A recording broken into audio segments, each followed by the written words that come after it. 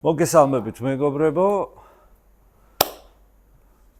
განვაგრძობთ კი არა და ვასრულებთ ჩვენი საუბრების ციკლს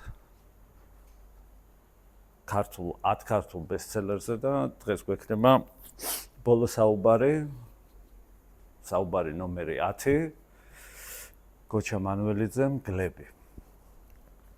ეხა თავიდან მე პირველადაც ვთქვი და დღესაც გავიმეორებ, რომ ალბათ ამ ჩვენ მიერ შედგენილ 10 წიგნში, 10 ბესტსელერის წიგნში ეს უპირობო ბესტსელერია და უკონკურენტოც რიგი მიზეზების გამო და ამ მიზეზებზე ვისაუბრებ. რა თქმა უნდა, ეს ყველაფერი ვარაუდებია და არანაირი კავშირი შეიძლება არ ქონდეს ჭეშმარიტებასთან და მარკეტინგთან და ასე შემდეგ. მაგრამ სანამ ეხა უშუალოდ ცოტა განმეხილავდეთ ამ წიგნს სტრუქტურულად, სტილისტურად და რაც მთავარია შინაარსობრივად და თემატურად, მინდა ცოტა შორიდან დავიწყო, უფრო სწორედ თანდათან მიუახლოვდე ამ წიგნს. არსებობს რაღაც უნივერსალური ჟანრები ლიტერატურაში, რომელიც საქართველოში ერთი შეხედვით ვერ განვითარდა და ვერ გახდა წარმატებული.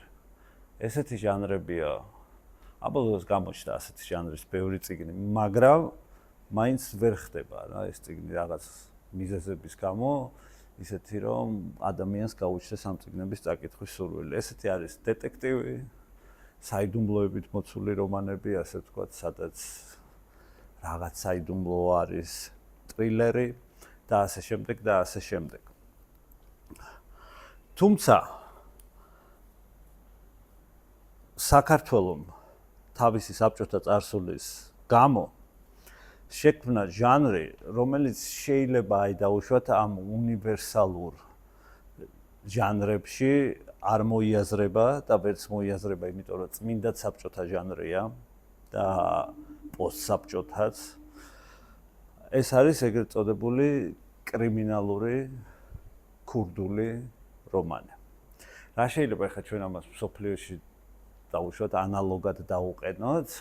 ავიც ევროპულ ლიტერატურაში შეიძლება ბრიტანული ლიტერატურაზე დავუყენოთ ხულიგნური რომანები, რომ ამ არის, თუმცა მაინც ეს განსხვავდება და წმინდად ამერიკული ჟანრი განგსტერული რომანი. რასაც ქვია განგსტერული რომანი. ჩვენში ყველაზე ცნობილი ასეთი განგსტერული რომანი არის ნათლი მამა.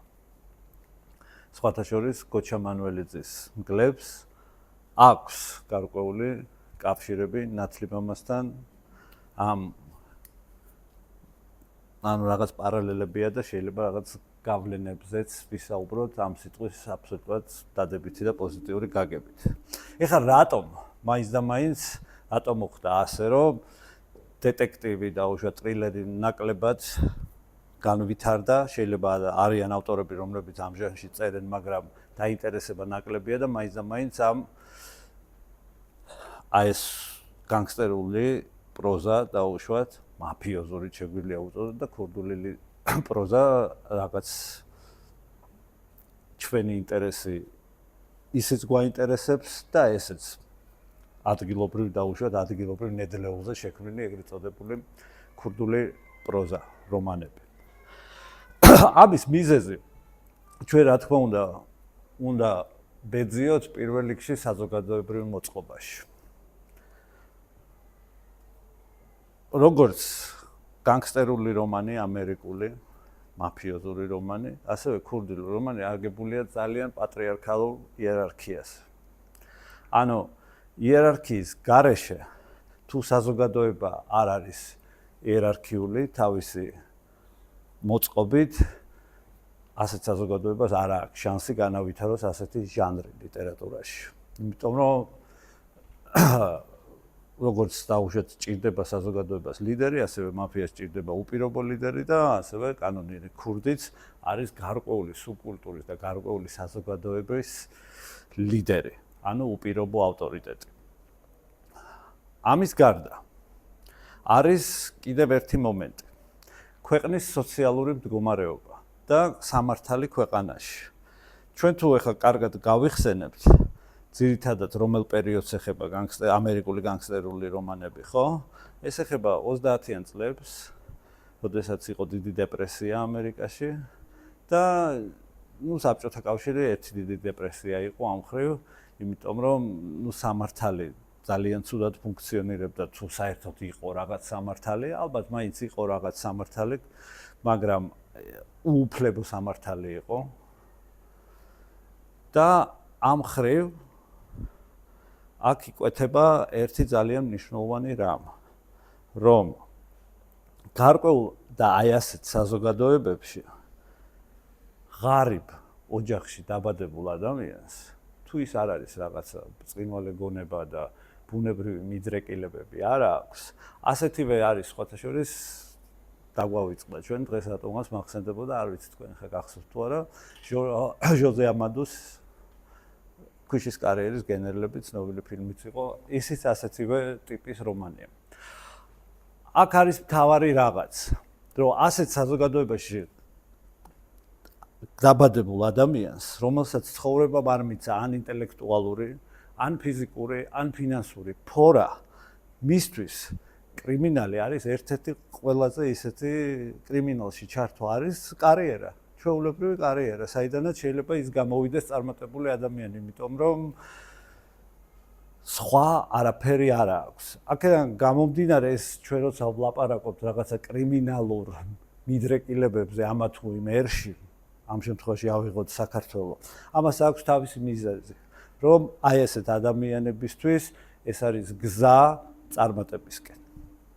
და ეს უფრო არა რაღაცა შინაგან ტენდენციებზე მეტყველებს, არამედ გარკვეულ სივრცეში და კულტურაში არსებულ მდგომარეობას.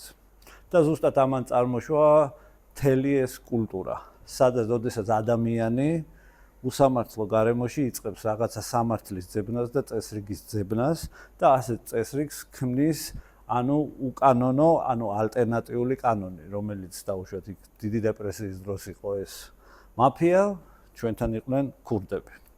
სწორედ ამ თემას აი და ამ სუბკულტურას ეხება გოჩა მანუელიძის რომანი მგლები, რომელიც ნამდვილი ჭეშმარიტი ქართული ბესტსელერია.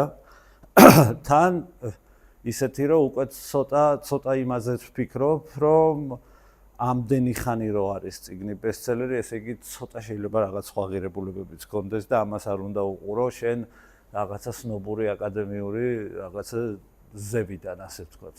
მე აქ ვდგავარ ინტელექტუალი და ეს რა არის. საერთოდ არ უყურებს სხვათა შორის ამ წიგნს, ასე მე. თუმცა აქვე ვიტყვი რომ რა თქმა უნდა ეს არ მიმაჩნია რაღაც ეპოქალურ ლიტერატურად, მაგრამ ეპოქის გამომხატველად აუცილებლად. ერთი წიგნი კიდე რომელიც მე პირადად მიჩენს ძალიან ესეთი არაპირდაპირ შეიძლება კავშირს, ეს არის ჭაბო ამირეჯიბის დათა თუთაშხია. ანუ აქ გვაქვს ორი მთავარი გმირი, ორივე ახალგაზრდა, რა თქმა უნდა სხვადასხვა გარემოებებში, მაგრამ მთავარი პრინციპი არის ამოსავალი, რომ ყველაფერი იწყება დათა თუთაშხიასი და ლუკა გეგეშიძეა, ხო ეს პიროვნება, ხო? მათი თავგადასავალი იწყება ზუსტად ერთნაირად. მათ აბრალებენ რაღაცას, რაც მათ არ გაუკეთებიათ. და სწორედ აი ასე ხდება, როდესაც სამართლიანობის გრძნობით ადამიანი შედის ძალიან უსამართლო სამყაროში და მერე უკვე იქ ცოდვას ემატება თავგადასავალს და ასე შემდეგ და ასე შემდეგ. თუმცა ეხლა არის განსხვავებებიც, რა თქმა უნდა, მგლების მთავარი პერსონაჟი ქალაქიდან არის, ურბანული სივრციდან არის, ცენტრალური რაიონიდან არის, ნუ დათა თუთაშხია პირიქით. უფრო ისეთი რეგიონალური წარმომავლობის არის. თუმცა ამის იქით მათი ბედისწერა რაღაც გაგებით ერთნაირია. იმიტომ რომ ყველაფერი იწყება მათთან გამოჩვენებული რაღაც სისტემური უსამართლობით და შემდეგ ესენი ხვდებიან ამ უსამართლო სისტემაში, სადაც იწყებენ თავისი სამართლით და კანონით თავის გადარჩენას. ეს არის ერთი. რაც ქართველ ადამიანს ჩვენ ახლა ხო აქ არ უნდა მოვყვეთ ახლა ამ ხელა რომანის შინაარსი, იმიტომ რომ არც არის საინტერესო რომ მოვყვეთ. ჩვენ მოვყვეთ რამ გახადა ეს წიგნი ბესტსელერი და რატომ კითხულობს დღემდე ადამიანი. ამ ყველაფერს. მე არ ვიცი. დღემდე ამერიკაში კითხულობენ მარიო პიუზოს ნათლი მამას? არა. ვერ ვიტყვი რომ კითხულობენ, იმიტომ რომ მე რაც ვიცხოვრე იქ, ფილმი ახსოვთ, წიგნი ნაკლებად. და ალბათ იმიტომ რომ ბევრი წიგნი დაიწერა ბევრნაირად და თვითონ საზოგადოებაც აღარ არის ამ მდგომარეობაში, იმიტომ რომ ვერ ვიტყვი რომ ხა ამერიკაში მაფია არ არსებობს, მაგრამ მაფიის გავლენა უკვე ძალიან დავიწროებულია და კაცმა რო თქვას ეს არ ცილდება ისეთი ოფიციალურ ბიზნესებში თუ ვიტყვით სარესტორნო ბიზნეს აღარც კი არის მე რამდენადაც ვიცი და ძირითადად უკავშირდება პროსტიტუციას და ნარკოტიკებს რაც უკვე თავისთავად ჩვეულებრივი საშუალო სტატისტიკური ადამიანისთვის მომხიბლავი აღარ არის. თუმცა თავის დროზე ეს მაფია ეს ყველაფერი მართავდნენ სამართლიანად კაზინოებს, რაღაც დიდ მშენებლობებს და ასე შემდეგ. ანუ წესრიგი, მათი წესი და მათი ეს რაღაცა იერარქია ვრცელდებოდა ძალიან შორს და ძალიან გავლენიანი იყო ეს ყველაფერი.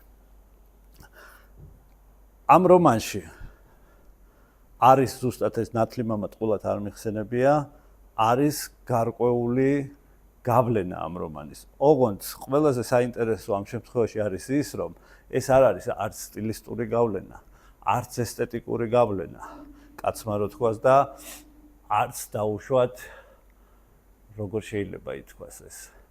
ანუ აი მხატვრულად ეს ორი სხვადასხვა სამყაროა, იმიტომ რომ ერთი საბჭოთა სამყაროა და საბჭოთა იმაში ამოსდილი პერსონაჟია და მეორე ამერიკული სისტემაში და ამერიკულ ინდივიდუალიზმში გაზრდილი ადამიანი, ხო? ემიგრანტი. ანუ იქ სხვა რაღაცა, მაგრამ ამ შემთხვევაში არის გამაერთიანებელი ძალიან მნიშვნელოვანი რამ, რომ ნათლი მამას გავლენა გოჩა მანუელიძის მგლებში შემოდის უკვე როგორც კულტურული მეხსიერების გავლენა.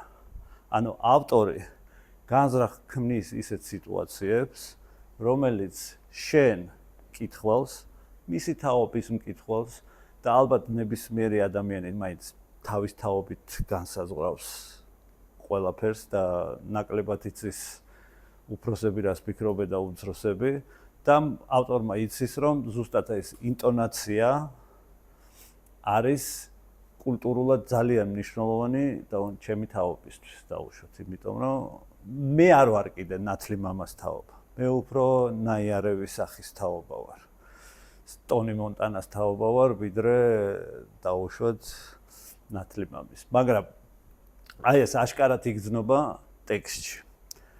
დანარჩენი ახლა რა არის აქ ყველაფერი? თუ ამას დავამატებთ იმას, რომ ეს წიგნი არის კონკრეტულად, არ ვიცი მე ეს აი როგორ გამსაზღვრო ზუსტად.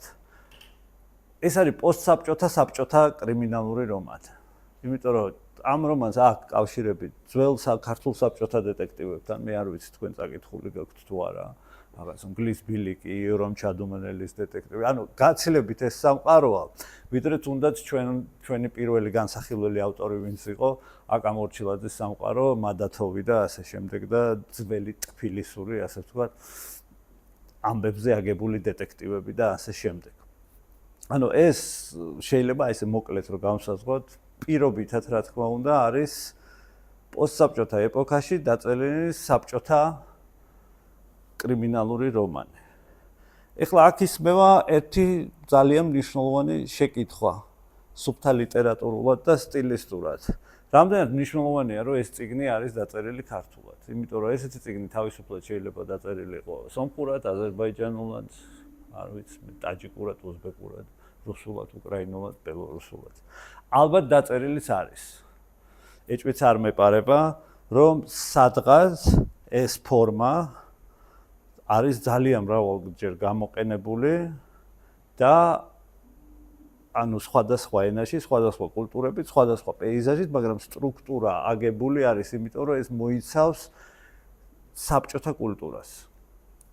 და ეს არ არის ქართული კულტურის, ასე ვთქვათ, ქართულ კულტურაში ამოსდილი რაღაცა. აქ ქართული კულტურა არის ეთნიკური დეტალი. მაგრამ ის ბრძოლის ის ფორმები, დაუშვათ და მთელი ეს სტრუქტურა სამყაროს, რომელშიც ეს მთავარი პერსონაჟი მოძრაობს, ეს არის საბჭოთა სამყარო. პოსტსაბჭოთაც, მაგრამ პოსტსაბჭოთა და საბჭოთა დიდად ერთმანეთისგან მე არ განვარჩევდი სუფთა სტრუქტურულად. ეხლა ჩვენ კიდევ რა შეიძლება ვთქვათ, რომ ჩვენ ხო გვაინტერესებს, რომ რატომ არის ეს წიგნი ბესტსელერი, ამიტომ რომ ნუ სხვას ჩვენ ვერაფერს ვერ განვიხილავთ აქ, იმიტომ რომ ძალიან ძნელია ამ რომანს შეიძლება დავუყენო მე ალბათ ერთი 15 ზუსტად მსგავსი რომანი. ზუსტად მსგავსი რომანი. როგორც ქართულ საბჭოთა დეტექტივს შემიძლია დავუყენო, დავუშვათ რუსული დეტექტივი და ასე შემდეგ. უკრაინული დეტექტივი, ეს ცალკე ადრე ჩემ ახალგაზრდობაში ეს ცალკე წიგნებად და სერიებადაც კი გამოდიოდა საბჭოთა რესპუბლიკების დეტექტივები, სოციალისტური ქვეყნების დეტექტივები და ასე შემდეგ. და ანუ თუმცა აქ პირდაპირ შემიძლია ვთქვა, რომ მაინც მხოლოდ ვარშავის ხელშეკრულება არ არის, ნატოს ბლოკშიც იგივე ხდება.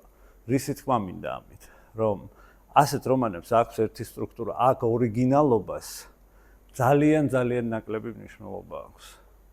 ძალიან აქ ანუ ავტორი, რომელიც ცდილობს დაწეროს ესეთი რომანი, მისი მიზანი ორიგინალურობა არც უნდა იყოს.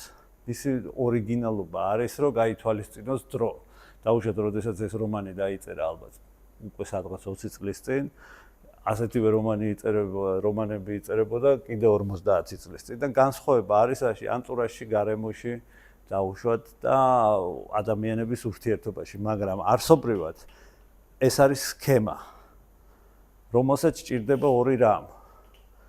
ინფორმაცია და როგორც წესი, არა მხოლოდ მე არ ვიცი გოჩა მანუელიძეზე, არაფერი არ ვიცი სხვათა შორის, მაგრამ დარწმუნებული ვარ, რომ აი ამ სტრუქტურებში ერკვევა და ნამუშევარიც აქვს თვითონ და ეს ციხის სტრუქტურა და ეს ყველაფერი იცის, ეს არ არის მარტო ვიკიპედიიდან მოპოვებული, ეს რაღაც უფრო თვითმხილველის თვალით არის უფრო დანახული, მე არ ვიცი, შეიძლება ვცდები, მაგრამ ძალიან მაღალი ალბათობით მგონია, რომ თვითონ თანამშრომელი იყო და ეს ყველაფერი იცის. როგორც წესი, ასეთ რომანებს წერენ, ანუ შიგნით ჩართული ხალხი.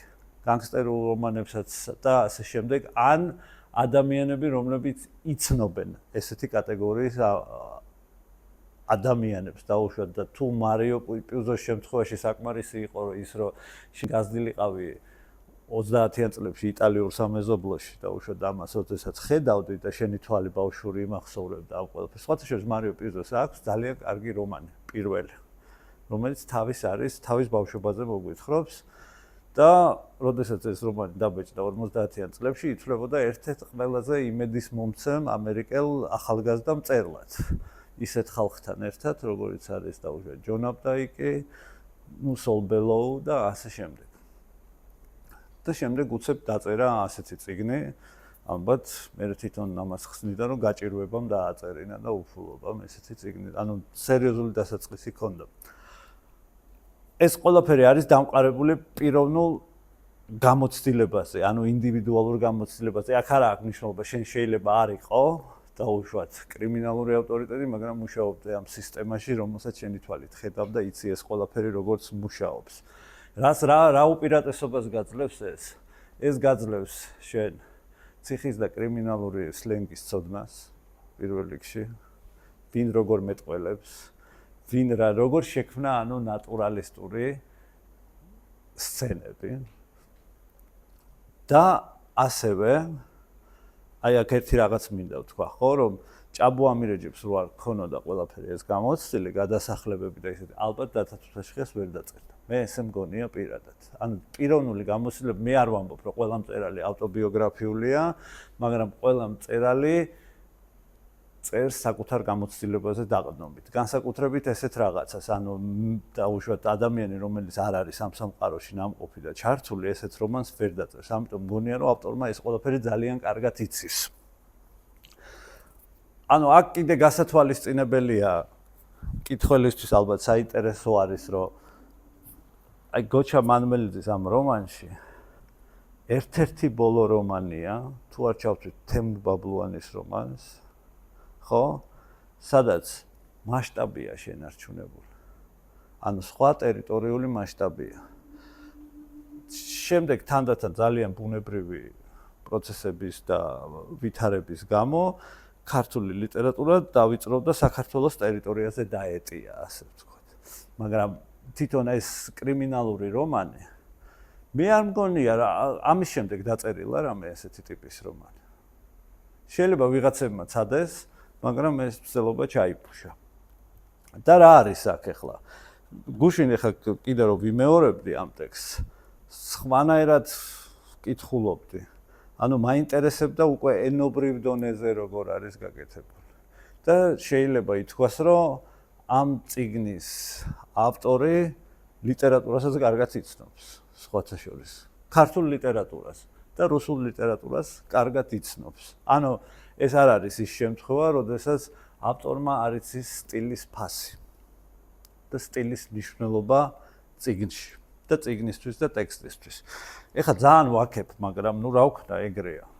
სხვა უკეთესი ჩვენ ბესტსელერი ქართველებს ნუ რა ვიცი, რა იყო სხვა უკეთესი ბოლო დაუშვათ 30 წლის მანძილზე უფრო დიდი ბესტსელერი ჩვენ არ გქონია. ეხლა ძალიან მნიშვნელოვანი რამეა, რომ ეს ხომ არ არის თვითონ ეხლა მე მინდა ისევ დაუბრუნდე ამ სუბკულტურა, რომ რამოდენად მნიშვნელოვანია ეს სუბკულტურა და პოზიცია საიდან წერ.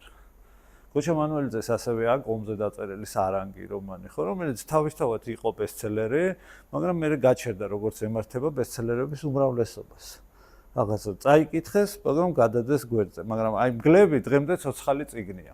ეს ნიშნავს, რომ ჩვენ და საუბედუროდ სამართლიანობის გაგება გვაქვს ესეთია რა ჩვენთვის სამართლიანი ტიპი ისევ ქურდია რა ისევ ანუ ჩაგრული ადამიანი რომელმაც იცის საკუთარი თავის დაცვა და ეს საკუთარი თავის დაცვა ხდის ძლიერ პიროვნებად თუმცა არ უკარგავს მას სხვებისადმი სამართლიანობის შეგრძნებას. ეს არის ძალიან მნიშვნელოვანი მომენტი. მე არ ვიცი ეს ავტორმა გააკეთა ვიღაცა ყავდა შეიძლება, ვისაც აკვირდებოდა, ან გააკეთა ისე რომ უბრალოდ რაღაცა ხატრული ხერხით გააკეთა, ან უბრალოდ სოციოლოგიურად შეისწავლა და დააკვირდა გარემოს, იმიტომ რომ ადამიანი რომელიც აკვირდება ესეთ სისტემას, ის აკვირდება ვის საშუალო სტატისტიკურ ადამიანებს, რომლებიც კაცობრიობის უმრავლესობას შევადგენთ. ყველა ხო ვერ ვიქნებით ძალიან გამორჩეულები. აქედან გამომდინარე, თვითონ ეს მომენტი, ანუ რომ ჩვენ ამ წიგნს აცოცხლებს რა, რომ ჩვენ სამართლიანობას, ვაჟკაცობას, კაი ტიპობას, რა ვიცი, ყველაფერს ის რომ ანუ ჩვენთვის რა არის მთავარი, რომ ადამიანი რომელიც შეიძენს ძალაუფლებას და მოიპოვებს გავლენას, არ გაფუჭდეს ეს ადამიანი. იმიტომ რომ ჩვენ ცხოვრობთ ისეთ ეპოქაში, სადაც წარმატება ნიშნავს, რომ შენ ფუჭდები როგორც ადამიანი. სხვა გზა და სხვა ხსნა არ გაგაჩნია. ანუ ავტომატურად გაფუჭებული ხარ, იმიტომ რომ ეს უკავშირდება ფულს, კორუფციას, რაღაც გარიგებებს, ვიღაცებისთვის ძალად ღიმილს და ასე შემდეგ და ასე შემდეგ. ანუ ჯდები რაღაც გარყვნილების ეტიკეტს ვეძახი მე ამას რა, რომელიც გარეგნულად ძალიან ლამაზად ჟღერს, მაგრამ სინამდვილეში ხარ გარყვნილების ესეთი ეტიკეტია ეს ყველაფერი, გარეგნულად კარგად, მაგრამ სინამდვილეში ჩვეულებრივ გარყვნილებაში ხარ. ანუ ჩვენ დღემდე გვჭირდება გმირი. სამწუხაროდ, გმირი, რომელიც ამოიზრდება არაფრიდან. იმიტომ რომ უკვე ფორით დაბადებული ადამიანი გმირი ვერ იქნება ჩვენთვის. გმირი უნდა იყოს ადამიანი, რომელიც ეს მიწიდან ამოიზრდება, ტალახიდან ამოვა, გასუფთავდება. თავის საკუთარი თავის დაცვას მოახერხებს, თუნდაც ძალიან ტრაგიკულად და ძალიან დაუშვათ დიდი თავისი დროის და სიცოცხლის ფასათაც კი ხშირ შემთხვევაში და ყველაფერი ის რომ შემდეგ ეს ამოიზრდება და გახდება აი ესეთი მნიშვნელოვანი ფიგურა არ დაკარგავს სამართლიანობის შეგრძნებას. რაზე მეტყველებს ახლა ეს? რომ გლები არის ზღაპარი. ეს არის ზღაპარი. ანუ ზღაპარზე ვისაუბრეთ ჩვენ, რომ ზღაპარი არის განზრახ გაკეთებული ანტიფსიქოლოგიზმი, იმიტომ რომ ფსიქოლოგიზმი ზღაპარში შეუძლებელია. ანუ გლები არის დიდი ორტომიანი ზღაპარი, საგა ზღაპარი, რომელიც მოგვითხრობს აი ზუსტად ესეთი გმირის, სახალხო გმირია. შეიძლება ეს ადამიანი დაუკავშიროთ, დაუშვათ ასენა ოძელაშვილსაც კი. ანუ ესეთი გმირი ადამიანი, რომელიც დაიბადა მეტნაკლებად რაღაც პრივილეგირებულ მდგომარეობაში, მას დაეტაკა ცხოვრებისეული უსამართლობა და ყველაფრის ფასად გახდა სიმართლის მაძიებელი. და ამასობაში ისწავლა საკუთარი თავის დაცვა, მოიპოვა, ისეთი გახდა ავტორიტეტი, მაგრამ არ დაკარგა ეს ყველაფერი. რაც თავიდანვე საბაზისო იდეა არ დაივიწყა. სხვათა შორის ეს ყველაფერში ძალიან მნიშვნელოვანია. წერაშიც ხო ეს არის მნიშვნელოვანი რა. რითიც დაიწყებ წერას, ის იდეა არ უნდა დაგავიწყდეს, იმიტომ რომ მე მთავდები. ეს იდეა არ უნდა დაგავიწყოს. ანუ პირველი სურვილი, რამაც დაგაწერინა, თუ ეს იყო ფული, მაშინ უნდა წერო ფულისთვის, თუ ეს იყო პოპულარობა, ეს იყო უნდა წერო პოპულარობისთვის და თუ ეს იყო უბრალოდ ის რომ იდეალური ტექსტი გინდოდა შეგექმნა, სულ უნდა წერო იდეალური ტექსტი, იმიტომ რომ ეს არსად არ იკარგება. ეხლა ეს ზღაპარი, რა თქმა უნდა, არის გაკეთებული ძალიან რეალისტურად. ანუ გარემო და ეს ანტურაჟი რომანში არის ძალიან რეალისტური. თუმცა ეხლა იქ არის რაღაცა დიალოგები, რომელიც მე ყურს მჭრის პირადად. მაგრამ, როდესაც ამას ხვდები, როდესაც ამას კითხულობს დაუშვათ გამოუცდელი მკითხველი, რომელიც მიყვება ამბავს, მისთვის ეს პირიქით სასიამოვნოც კი არის, იმიტომ რომ ხანდახან პერსონაჟები, არ ვიცი მე თქვენ ახლა როგორ ფიქრობთ, მაინტერესებს თქვენი აზრი. ძალიან დახვეწილად ლაპარაკობენ გოჩა მანუელიცის პერსონაჟები. რაც არ უნდა საოცრება იყოს, ანუ ავტორი არ აკეთებს ბოლომდე აი ამ ნატურალიზმში არ გადადის ბოლომდე. იქ რაღაცა ისეთი ფრაზებია, ზოგი არის რუსული ფრაზების კალკი, ზოგი ისეთი რაღაცა, ანუ აი ზუსტად როდესაც თქვი მე რომ აი ნათლი მამა, ხო?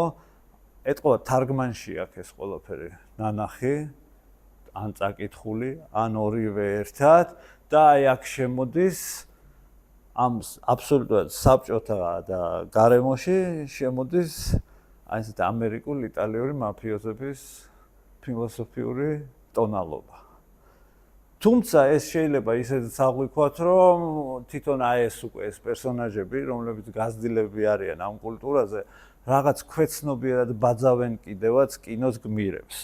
ახლა ამას არ ვამბობ მე შემთხვევით, იმიტომ რომ მე ხა მაინტერესებს ამ რომანში კინოს გავლენა, უბრალოდ პერსონაჟების ფსიქოლოგიაში რამხელა კინოს გავლენა, იმიტომ რომ საინტერესო ის არის, რომ ეს რომანი ჩვენ არ მოგვითხრობს ანუ ამ ქურდულ ტრადიციასა და სუბკულტურასაც აქვს თავისი ისტორია. მნიშვნელოვანია ეს. ანუ ერთია სტალინის დროინდელი ქურდები, მეორეა 60-იანი წლების ქურდები, მესამეა 70-იანი წლების ქურდები, მაგრამ ჩვენ უკვე აქეთ ვართ. ანუ სხვა გარემოში ვართ. დაუშვათ ეს რო იყოს დაწერილი 40-იან, 50-იანი წლების ქურდებზე, ხო? ნუ იქ უკვე შეიძლება გულაგ არქიპელაგისნაირი რომანიც კი გამოგვივიდეს. ეს საინტერესო იდეაა, სხვათა შორის ჩავინიშნო, შეიძლება ადამიანმა დაწეროს კიდეც გულაგ არქიპელაგი, როგორც ქურდების აი ამ სუბკულტურის მხრივ. როგორ ხდებოდა ეს ყველაფერი. მაგრამ ამას დიდი კვლევა და შესწავლა უნდა. ანუ ეს თვითონ ეს დაუშვათ რა დავარქვათ, ეს იერარქიაც იცვლება. აქ არ იცვლება დაუშვათ ის, რომ იერარქიის სათავეში არის ეს უპირობო ლიდერი, ავტორიტეტი, მაგრამ სისტემურად ცხოვრება იცვლება და ამ ცხოვრებაში შემოდის ცვლილებები, დაუშვათ რაღაცა დეტალები, რაღაც სიყვარული, ასე შემდეგ. მე ხა ძალიან მეეჭვება შენ, რომ ადამიანმა დაწერო 50-იანი წლების ქურდებზე და იქ რაღაც სიყვარულის თემა ან რაღაცა იყოს. ნუ შეიძლება რომანია, რა თქმა უნდა, ყველაფერი დაწერო და ყველაფერი გააკეთო, მაგრამ თვითონ კანონიკა ძალიან შეიცვალა. აქედან გამომდინარე, აი მე აქ უკვე მაინტერესებს, რომ ეს რიტორიკული შეკითხვა დაუშვათ ამ პერსონაჟებისთვის და ამ თაობის აი ამ სუბკულტურაში მოღვაწე ადამიანებისთვის. ვინ უფრო დიდი ავტორიტეტია? ვიღაც რეალურად არსებული ოდინდელი 50-იანი წლების ავტორიტეტი, ვისაც ქსმენია ვის ისტორიებიც იცი და ასე შემდეგ, თუ ფიქცია, ანუ ხელოვნება, ლიტერატურა. და ზუსტად მე დიალოგებით ვამჩნევ, რომ ის ძველი კავშირი ძველ სამყაროსთან დაუშვათ. დაკარგულია და აქ უფრო მეტია უკვე ეს რაღაცა მაფიოზური მეტყველების, მაფიოზური სტილის გავლენა.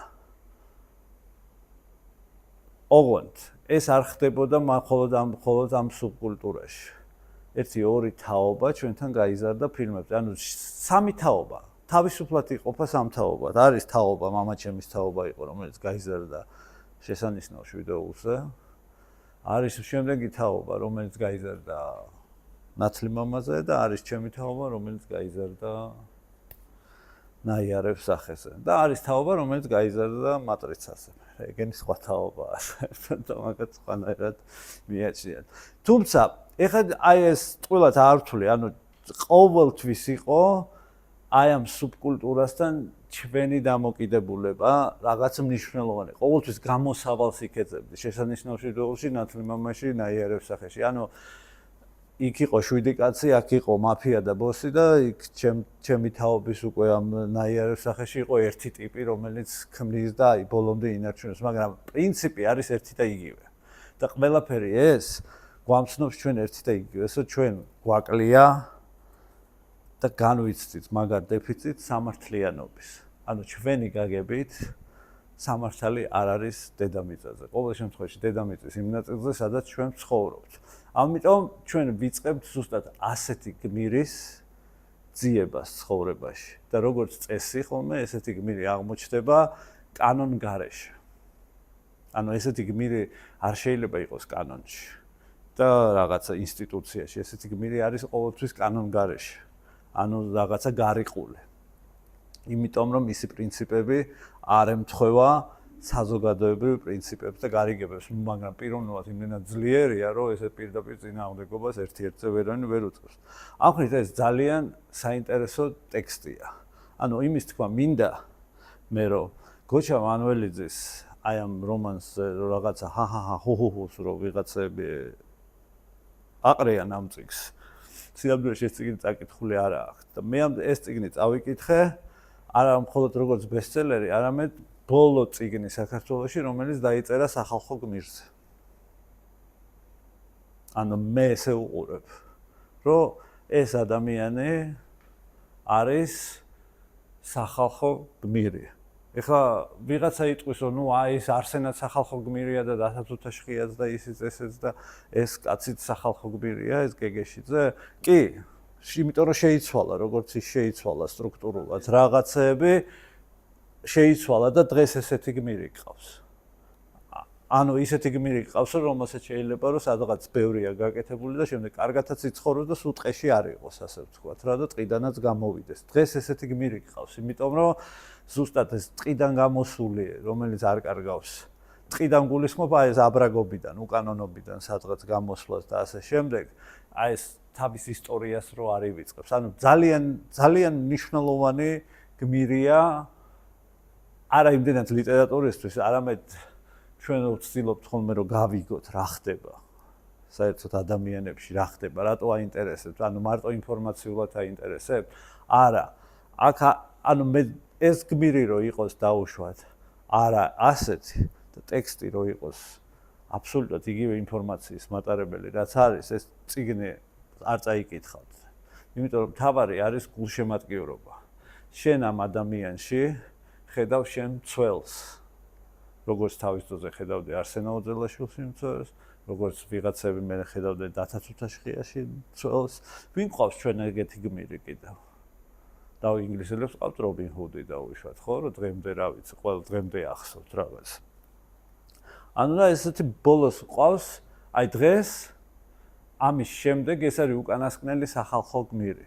ანუ გოჩა მანუელიძემ რისი ამის თქმა მინდა მე, რომ მიუხედავად იმისა, რომ შეიძლება საუნივერსიტეტო, აკადემიური და ასე ვთქვათ, ესეთი ჩვენ და პრუსტი და ესეთი ხალხი ამ წიგნს არ აღიარებს და რა თქმა უნდა, ეხლა გოჩა მანუელიძე არ არის ბროხი და არც ოთარ ჭილაძე, ასე ვთქვათ, მაგრამ მე პირადად არ მაქვს ასეთი დამოკიდებულება ამ ტექსტისადმი, იმიტომ რომ ეს ტექსტი არის ძალიან მნიშვნელოვანი ჩვენთვის კულტურულად. იმიტომ რომ გოჩა მანუელიძემ შექმნა ჯერჯერობით და ამ ეტაპზე უკანასკნელი სახალხო გმირი ლიტერატურაში. აი ამის თქმა მინდოდა და ეხლა თქვენ თუ წამომაშველებთ რაღაც შეკითხვებს, მე გავაგრძელებთ, ანუ თქვენ რა გაინტერესებთ კონკრეტულად. მე მაინტერესებდა ეს წიგნი, აი ეს ძალიან სხვათა შორის მეც გვიან მივხვდი. უნდა ვაღიარო, რომ ეს არის ამ მხრივ ძალიან მნიშვნელოვანი წიგნი. არა ესთეტიკურად, არა დაუშვათ როგორც რაღაც მხატვრული ტილო და ისეთი მოვლენა, მნიშვნელოვანი ეპიკური საგა, თუმცა შეიცავს ყველაფერი ამის ელემენტებს, მოცულობითაც და თხრობითაც, ძალიან ტრადიციული თხრობაა, ასე ვთქვათ. მე მგონი ეს ამ ადამიანს გარდა იმისა, რომ რაღაცა გამოცდილება ჰქონდა, ჟურნალისტიკაშიც უნდა ქონოდა გამოცდილება. მე არ ვიცი. წერაზე ეტყობა, რომ ჟურნალისტიკაშიც უნდა ქონოდა ხო, გამომძიებელი ხო ბევრ წერს საერთოდ. ამიტომ. ეხლა თქვენ თუ მეტყვით რაღაცას, თქვენ რა გაინტერესებთ ამ წიგნში? მე გავაგრძელებ ამაზე ლაპარაკს რა. აი შემდეგ შეიძლება ხაზი დაიჭირე ეგრეა. თალსახათის არის არსენა მარაგელი და ხო. შემდეგი როგორი იქნება? იცი როგორი ამბავია, შემდეგი გმირი, მე ვიცი, მე არ ვიცი როგორი იქნება შემდეგი გმირი, მაგრამ შემდეგ გმირს ვინ შექმნის, ის შექმნის ბესტსელერს. ჩვენ იმიტომ რომ ჩვენ ახლა ბოლო 15 წელია ვართ, რომ ეს რაღაცა დაუშვათ, ეს პატრიარქალური გმირობა დამთავრდეს და ქალი გმირი წამოიწიოს ლიტერატურაში, ეს ძალიან აქტუალურია. რამდენიმე წიგნმა ჩვენ თამთამელაშვილის წიგნით განვიხილეთ, რომ რაღაცა, მაგრამ რამდენად სახალხო გმირია. შეიძლება თამთამელაშვილის წიგნის მთავარი პერსონაჟი ეთერო არის სახალხო სახე რაღაცა კრებით. მაგრამ გმირი, აი ზუსტად აქ ჩანს, რამდენად პატრიარქალურია საზოგადოება. გმირი შეიძლება ბავშვი იყოს. აბსოლუტურად არ ვიცი მე. მაგრამ ვინც შექმნის ამ გმირს, სახალხო გმირს, ის გახდება ძალიან დიდი ბესტსელერი, მაგრამ ფაქტია, რომ ბოლო გმირი ესეთი შექმნა გოჩა მანუელიძე. და ამ ხრივ ყველაზე სახალხო მწერალია. მაგის თქმა მინდა მე. ისე პატშოს ერთმა ადამიანმა მითხრა, მაგრამ ფეროში ცხოვრობს. ძალიან საინტერესო წიგნია, რაღაც ციხეშიც პოპულარულია. რა თქმა უნდა. სიმართლე ვერ იქნება, იმიტომ რომ ზღაპარია. ჩვენ ხო შევთანხმდით, რომ ყველა კარგი წიგნი არის ზღაპარი. სიმართლე შენ რომ დაწერო როგორც არის. სიმართლე როგორ არის? სიმართლე თვითონ მხატვრული ლიტერატურა სიმართლის თქმის საშუალებას არ გაძლევს. ეს ჯერ კიდევ მოპასანმა თქვა, რომ თითოეული დღე რო აღნიშნო ადამიანმა შენი ცხოვრების, რომ ჩაიწერო. ვერ დაამთავრებ ეს. გამოდის რაღაცა, რამდენი ტომი გამოგივა. ხა რომ მარტო თითო დღე ჩაწერო. მივედი იქ, მოვედი აქ, რაც არის სიმართლე. ანუ რეალობა, ფიზიკური რეალობა. მაგრამ ფიზიკური ერთია რომ ეს არ არის დაუშვათ შეიძლება ციხის ყოველდღიური ცხოვრება და ვერ იქნება ან დაუშვათ ამ სუბკულტურაში ყოველდღიური ცხოვრება ვერ იქნება მაგრამ ლოგიკა ხო არის სწორედ დაჭერილი ლოგიკა აი ეს ლოგიკა როგორც ვინც ამ სამყაროში არ არის როგორც მას წარმოუდგენია მე სპეციალურად ვთქვი ახლა ნათლი მამა არავინ ეგეთი კაი მაგარი და კაი ტიპები არ ყოფილანი ხო ანუ ახლა რო ავიღოთ ჩვეულებრივი ის დიდი დეპრესიის პერიოდი ვინ ჩვეულებრივი მკვლელები იყვნენ ხა ვინ იყო ალ კაპონე და ლუჩია ხო ნათლი მამაშიც ხო იდეალიზირებული არ არის მაგრამ არც ის ხდება ანუ არა რატო ის დიდი მთავარი ის არის და მე მოდის ეს დეგრადაცია ბუდენბროკები ვით არის რა დეგრადაცია ეგ იმიტომ არის რომ რეალურად ამერიკულმა მაფიამ ეგ გზა ერჩია მათ რომ მე ჩრდილში ვარ უკვე ბიზნესმენად გადავიდა ხო, რა თქმა უნდა. არ მჭირდება ვიღაცების მოკლა და გავთეთრდი, ანუ ამას ქვია რა. ლოგიკურია. მაგრამ აი მაგალითად სავიანოს წიგნი რო არის ესა გომორა. მაფიაზე ხო არის ერთი. კი ბატონო. ეხლა ეგ არის როგორც ჩვენთვის მგლები იგივე. ხო.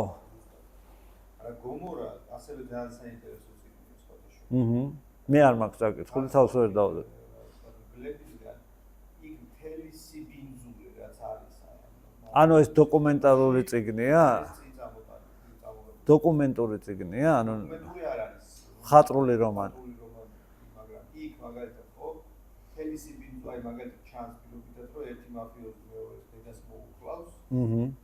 და მე ფულის გამო ლაგდებიან ერთმანეთთან ჩაუგებთ რა. იმიტომ საერთო ინტერესი უფრო მაღალი ჩდება ფული და ჯერ ერთელი შულის ძიების რაღაც ამბავი არის და მე ამისგან ხო, ეხლა იცი რა არის, ეხლა ჩვენ მივდივართ უკვე იმაში, განსხვავებაში, ბან. ეს ხო, ანუ ქურდული ეს სუბკულტურა ხო სხვა არის, მან ხო ფული არ უნდა იყოს წესით მნიშვნელოვანი. არა, ეს ეხლა უკვე სხვა არის და ამიტომ არის, რომ ანუ ეს ეპოქაც სწორედ არის დაჭერილი. ეს ეხლა შენო დაწერო, არ ვიცი, აი მაგ სუბკულტურაზე რომ დაწერო 2025 წელს რა ხდება, ხო? ნუ არ ვიცი. ვინმესთვის იქნება ეს საინტერესო. ალბათ არა, მე ზუსტად მაგას ვამბობ, რომ ეს გმირი მაგ სუბკულტურაში აღარ არის. ანუ ეს რაღაცა სამართლიანი აბრაგი, სამართლიანი ყაჩაღი, სამართლიანი ქურდი. ხო, მან და აღარ ეძებს ადამიანი. უბრალოდ აი ეს ბოლო მაგიტომ შექმნა. რომ შენი შეკითხვა რომ რაც იყო რომ როგორი უნდა იყოს ახალი გმირი, ერთადერთი რაც შემინდა ვთქვა რომ ეს ახალი გმირი მაგ სუბკულტურაში ვეღარ დაიბადება. სად დაიბადება აქტივიზმში, არ ვიცი. ანუ სად რომელ ანუ გმირს ქმნის სუბკულტურა, ხო ეგრე? ან ქმედება გარკვეული, მაგრამ ეგ არის ინდივიდუალური გმირი. ჩვენთანაც არის ეს ხაზი სამივე გმირი, ვინც არის. ხო. სამივე გმირი არის ეგრე ლიტერატურული ტიპაჟი არსებობს ესეთი დაკარგული სული. რა თქმა უნდა. ხო, ინდივიდი, ანუ ქართული ეგზისტენციალიზმია რა, რაღაცა სამივე მაგხას აკმაყოფილებს. ხო, ეგ არის ჩვენი. შეეძლო ყოფილობითაც სხვა, ის იქნებოდა დიდი მეჯოგე და ბიზნესმენი და ამბავი. კი ბატონო. რაღაცა სხვა ტიპი, ეს იქნებოდა კარგი მუსიკოსი თუ რაღაცა არის ხო? ხო. მაგა ბავშვია ის, ვიღაცა პირობითად.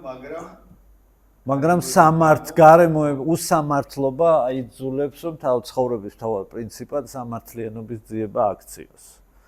ანუ მან ხო ის არის რომ მიუხედავად იმისა რომ ძლავრი ინდივიდუალური მონაცემები აქვს და ნებისმიერ სისტემას ჭირდება ეგეთი ტიპი, ხო? იმიტომ რომ შემსრულებელია, სამართლიანია, ერთგულია, ბევრი კაი თვისება აქვს რა. ფული არ უყვარს ისე რომ თვალები უბნელდებოდეს, ანუ კარგი ის არის. კარგი რუხი კარდინალია, მოდი ესე ვთქვათ, ხო? როგორც რაღაცა. დრამატურგიული თვალსაზრისით ეგ ტექსტი არის ჩემი აზრით იდეალურად დაწერილი.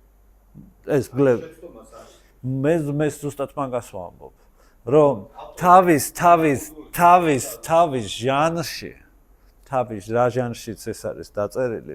ეს არ უნდა აი კითხო შენ როგორც ქართული რომანი. ეს არის პოსტსაბჭოთა საბჭოთა კრიმინალური რომანი რა, პოსტსაბჭოეთის დროში პერიოდში დაწერილი და ამიტომ ვამბობ, რომ ეგეთი რომანი შეიძლება შენ იპოვო, ანუ ეგ გზასქემაა, რომ საინტერესოა, ეგ რო ითარგმნოს ძალიან მაგრად გაიგება სხვაგანაც. მე მგონია რომ კი გახდება იქ საინტერესო, იმიტომ რომ ყველა დარწმუნებული ვარ, რომ ამ კულტურებს ეგეთი წიგნი მოიპოვება, ეგეთი ავტორი ყავთ, რომელიც წერს აზერბაიჯანშიც, სომხეთშიც, უზბეკეთშიც, ანუ ეს არის რაღაცა სქემა, რომელიც მოგცა საბჭოთა კავშირმა, სუბკულტურა, რომელიც მოგცა საბჭოთა კავშირმა და რომელსაც გინდა თუ არ გინდა, რაც იყო საბჭოთა კავშირი, ხო? დარჩა ეთნიკური კულტურები. რომელიც ვერა და ვერ მოხდა ამ კულტურების ასიმილაცია და ფინანსურ კრიზისთან ერთად კულტურულადაც დაინგრა საბჭოთა კავშირი, იმიტომ რომ აი ვერ შედგა ეს საბჭოთა ადამიანი რა. მაინც ის იყო, კი ეკონომიურად ჩააბეს ერთმანეთში, გადააბეს და უშუალოდ რომ რუსთავის მეტალურგიულ ქარხანაში იწარმოებოდა რაღაც, ეს მეტალი მოდიოდა ციმბირიდან, რაღაც ეკონომიკურად დააბეს ეს ხალხები ერთმანეთთან, მაგრამ ვერ გამოვიდა, იმიტომ რომ ვერ მოხდა კულტურული ასიმილაცია. ანუ ვერ შეიქმნა ეს საბჭოთა კულტურული ტიპი. მაგრამ რომ ვერ შეიქმნა, ეს ხომ არ ნიშნავს, რომ არაფერი არ გაკეთდა ამაში. რა თქმა უნდა, ბევრი რამე გაკეთდა. ანუ ის რომ რაღაცა ეს არის სქემა, რომელშიც ანუ გააქვს ფურცლები და უნდა შეავსო. თან ყველაზე უცნაური იქნება ის, რომ ეს საკითხი რომ ვინმე გამოიკვლიოს, დარწმუნებული ვარ, რომ აი გოჩა მანუელიძის მსგავსად ზუსტად ფსიქოტიპურად და გამოცდილებით იგივე ადამიანები წერენ აზერბაიჯანშიც, სომხეთშიც, რუსეთშიც, უკრაინაშიც და უშუალოდ და ასე შემდეგ ასეთ რომანებს. როგორც თავის დროზე არ ვიცი, ხა თქვენ რამდენად იცნობთ ამჟამად, აი ეს დიდი სამამულო მეორე მსოფლიო ომი, როგორც გინდა ისე დაუძახე, მაგრამ მე ხო ვიტყვი, რომ დიდი სამამულო ომი, იმიტომ რომ კონკრეტულ რაღაცას გულისხმობ, დიდი სამამულო ომის თემა იყო საბჭოთა ლიტერატურაში. ვიღაცა ვასილ ბიკოვი ამას წერდა გენიალურად და გიორგი ციციშვილი წერდა ცუდად. დაუშვათ, ანუ ერთი წერდა იმას სოტნიკოვს და მეორე წერდა სოტნიკოვი არის შედევრი და რაღაც სიყვარულის სისხლიანი წვიმების დროს თუ რაღაც არის საშინელი რომანი, მაგრამ სტრუქტურულად რაც არის, ერთი და იგივეა. უბრალოდ ის უფრო მართალია. იცი რატოა უფრო მართალი? ომი უფრო იმას შეეხო. ანუ ეს შეიძლება ომობდა, მაგრამ საქართველოში არ ყოფილა ომი ფიზიკურად. და ის მართლა ბელორუსი იყო და ეს პარტიზანი იყო და ცხოვრება იცის. და მეტი გამოცდილება მოიპოვა. მაგრამ ეს არ არის ქართული ტიპის ლიტერატურა. ეს არის ქართულად დაწერილი რაღაცა პოსტსაბჭოთა ეპოქაში საბჭოთა კრიმინალური რომანი რა. მაგას გეუბნები, იმიტომ რომ ეს ხო არ არის თვითონ ეს სუბკულტურა ხო არ არის, არ ვიცი მე დღეს უკვე რა კავშირებში ერთმანეთთან. ალბათ რაღაცა კავშირი აქვს მაინც ინტერნაციონალური ერთმანეთთან. რაღაცები წყდება. ისე აღარ როგორც ახლა 1992-ში და 13-ში გასაგებია რა.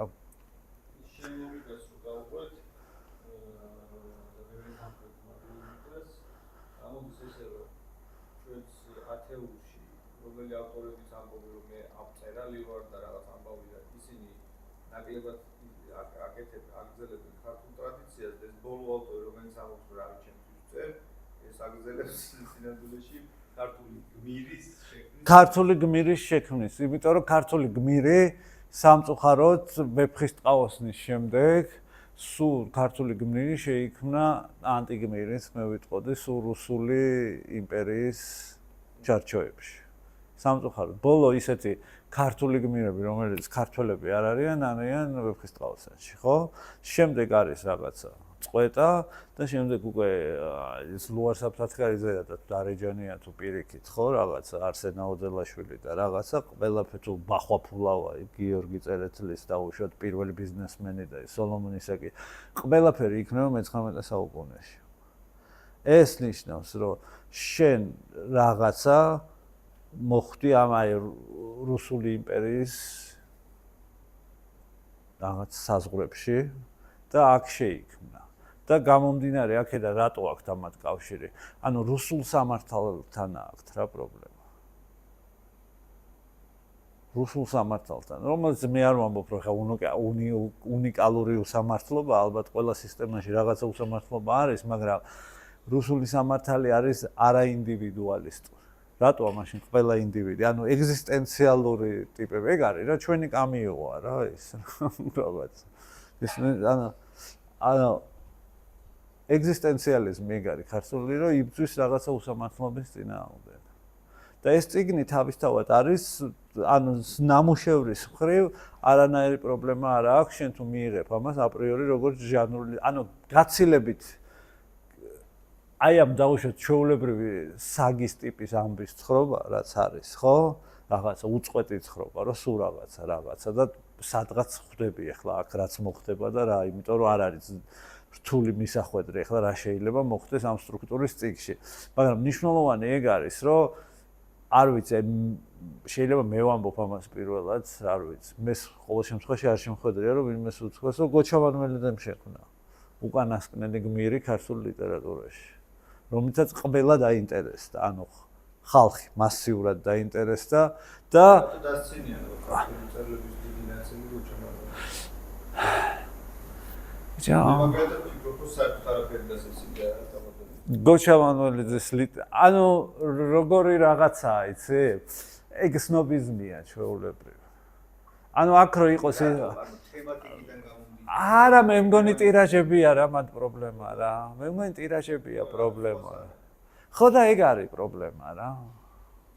მე ეგრე მგონია. ადამიანის ხო ძალიან მარტივი მიზეზები აქვს, რომ იყიდება რა და უჩვენებს 15-20,000.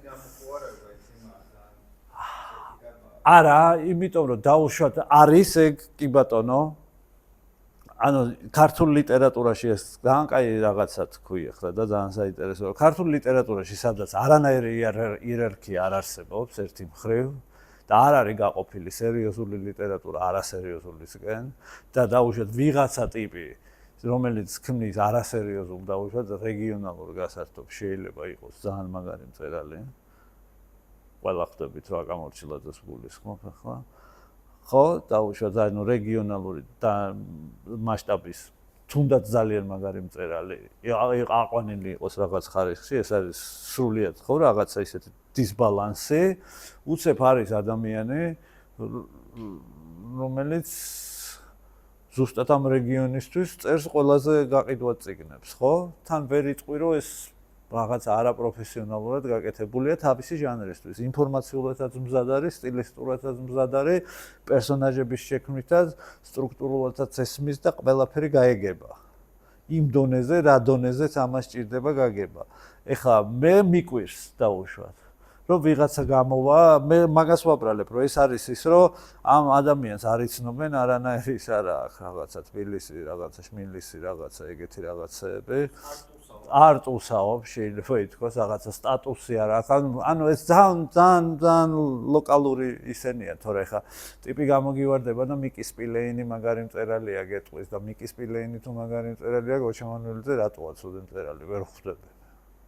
ანუ მართლა ვერ ხვდები.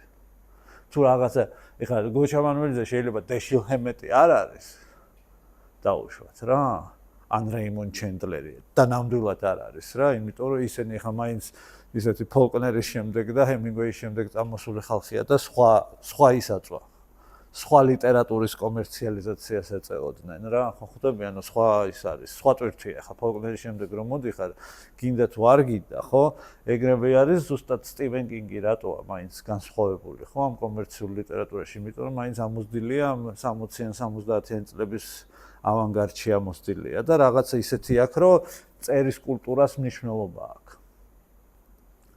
ხო მაგრამ ეხლა ვიღაცა ისეთ მწერლებზე რო ამბობენ რომ მაგარი მწერალია მაშინ გოჩამანულიძეს მაგარი მწერალია მე ვფიქრობ რომ გოჩამანულიძე ძალიან საინტერესო მოვლენაა ზოგადად გოჩამანულიძე ჩემი აზრით ქართული დაუშვათ ლიტერატურით დაინტერესებულები ადამიანები ჟურნალისტები და ასე შემდეგ მე არ ვიცნობ წარმოდგენა არ მაქვს ვინ არის რა ადამიანია რა ის არის არ ვიცი მე არც მომისმენი არც მინახავს ესე ვთქვათ კაცმა რო თქვას ახლა ერთმა ჩემმა მეგობარმა რომ მითხრა რომ დოსტოევსკის ფოტო მანახესო და ვერ ვიცანიო რომ დოსტოევსკი იყო და ბიჭო ესო დოსტოევსკია და მე რა ვიცი დოსტოევსკის ფოტოზე რატომ უნდა ზრუნდე წიგნი მაქვს აკითხულიო და ნუ რატო ხო ხვდები არც მაინტერესებს ახლა სიმართლე რო თქო მაგრამ ახლა მე რომ ამით დაინტერესებული ვიყო მაგალითად რატო არ არის ამ ადამიანთან ინტერვიუები რატო არ ლაპარაკებენ იმიტომ რომ ეს ხო ჟანრული ლიტერატურა ხო არის ძალიან მნიშვნელოვანი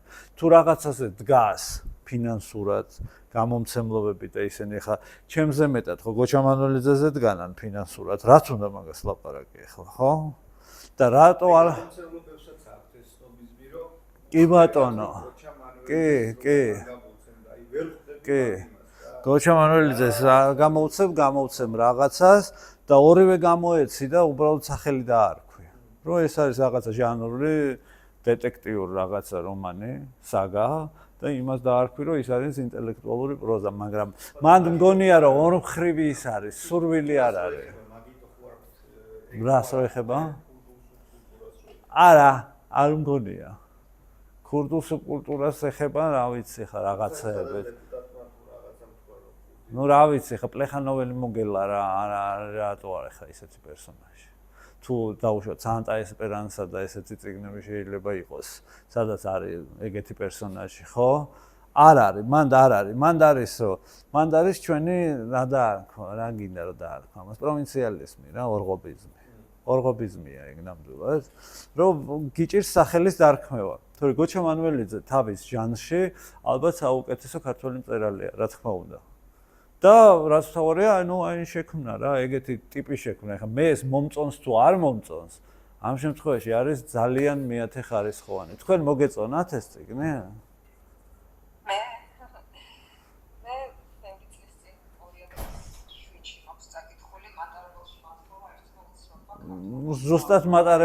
ზუსტად მატარებელში დასაკითხი წიგნია ეგ.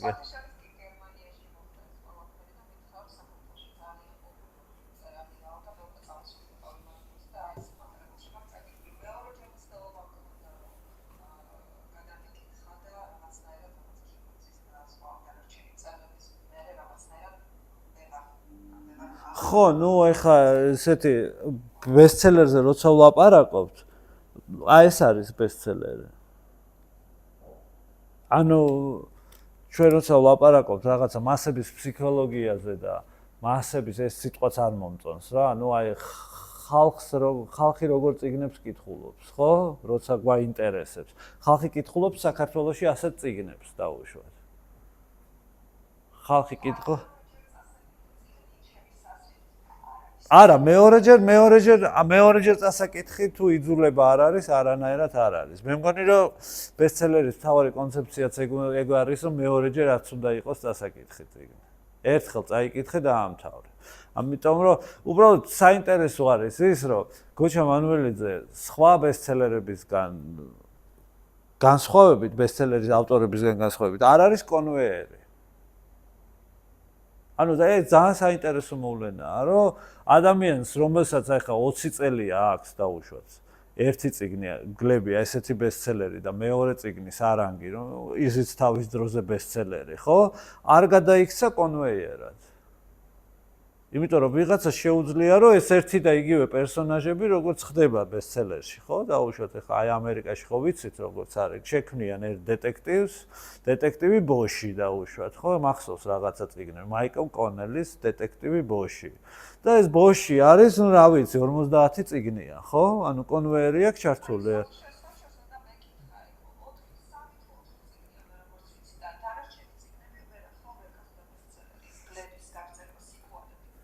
ხო, ну, იმიტომ რომ ეგ კიდე სხვა მოვლენაა საქართველოში, რომ რაღაცა ძალიან მალე იწურება ყველა. ინტერესი ალბათ პირველს და მეორეს. ხო, ну, ეხლა მე ესე არ მივდებ, ეხლა 5 და 6 არა, პირველიც საკმარისია ჩემთვის რა, ასე ვთქვათ. მაგრამ ფაქტია, რომ კონვეიერად არ იქცა ადამიანი. ანუ ყოველ წელს არ წერს, იმიტომ რომ გავიგებდი, ეხლა ყოველ წელს რო წერდეს ახალ წიგნს, არ არის ეგრე. ეგეც საინტერესო მოვლენაა ადამიანს, რომელსაც შეუძლია რომ გაყიდოს 10-15,000 წიგნი, რაც საქართველოსთვის არის უზარმაზარი ტირაჟი, ხო? არ იქცა კონვეიერად რა. აი ხო, ანუ ბესტსელერი ზუსტად მაგიტომ თქვი, რომ ეს ჭეშმარიტი ბესტსელერი იმიტომ არის, რომ არც ავტორის სახელი და გვარი, არც მისი ცხოვრება, არც რაღაცა სკანდალია, არც არაფერი არ გაიძულებს, რომ შენი წიგნთან მიხვიდე. შენი წიგნთან მიდიხარ წიგნის თემატიკის გამო რა, მაგას ვამბობ რა. და მაგიტომ არის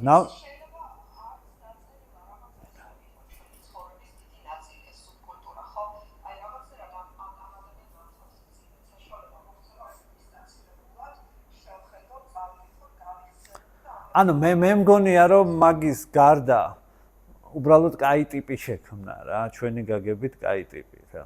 კაი ტიპი, რომელიც არ გაფუჭდა რა. ანუ ჩვენთვის ხო ძალიან მნიშვნელოვანი ეგ არის. ქართული კულტურა ხო მაგაზე დგას. ანუ ჩვენი ყველა იმედგაცრუება ხო მაგას უკავშირდება, რომ ვიღაცა მოვა და არ გაფუჭდება. და მე ფუჭდება და იწყებ იმ ტიპის რომ შეგძულდა რა, უცებ რა და სადღაც ისე რომ შეხედო რომ ჩვეულებრივი ადამიანია და ფუჭდება. იდეაში შენი იმედგაცრუებაც აღარ იქნება. ანუ შენ რო ისე შეხედო ცხოვრებას, რომ ეს არის რომ რაღაცა პროცესია და ნებისმიერი ადამიანი სადღაც ფუჭდება, დაუშვათ, ხო? თუ ზღაპრული გმირი არ არის. მაშინ შენი იმედგაცრუებაც იქნება ძალიან დაბლა. იმიტომ რომ იცი რომ თუნდაც სულ არაფერი ფიზიკურად ფუჭდება ადამიანი, ასაკში შედის და იმდენი ენერგია არ აქვს და იმდენი ის არ, აი სულ რომ იდეალური ტიპი ავიღოთ, რომელიც თუნდაც ცნობიერებით არ ფუჭდება, ფიზიკურად ფუჭდები, იმიტომ რომ წარმავალი ხარ და ადრე თუ გვიან უნდა მოკვდე და ეს დრო გადის და შენ ფიზიკურად უკვე აღარ შეგიძლია იმდენი რაღაცის გაკეთება, რაც შეგეძლო 10 წლის წინ. ამის გამო ეხლა რომ ვიღაცამ დაიჯერა რომ მე ის ვიქნები 10 წლის შემდეგ, რაც 10 წლის წინ ვიყავი, აპრიორი განწირულია რომ იმედი გაუცრუდეს ჩემში. იმიტომ რომ სულ არ გავფუჭდე ცნობიერად, ფიზიკურად გავფუჭდები. რაც ნიშნავს რომ შევნელდები, რაღაცებისადმი ისეთი ინტერესი აღარ მექნება, რაღაცებით უფრო ადრე დავიღლები, იმიტომ რომ დრო გადის და ასე შემდეგ. მაგრამ აი ეს ხო ლიტერატურაა, ლიტერატურას თავარი ძალაც ხო ეს არის ილუზიის შექმნა. ანუ რომ რაღაცა გააჩერო დრო. რომ ვიღაცა არ გაფუჭდეს და ანუ ჩვენი გმირი ეგ არის რა ტიპი, რომელიც ისე კვდება, რომელიც არ გაფუჭდა. მოდი ესეც შეკითხვა მაქვს, შემოჯამებელი ის არის, რომ დიახ.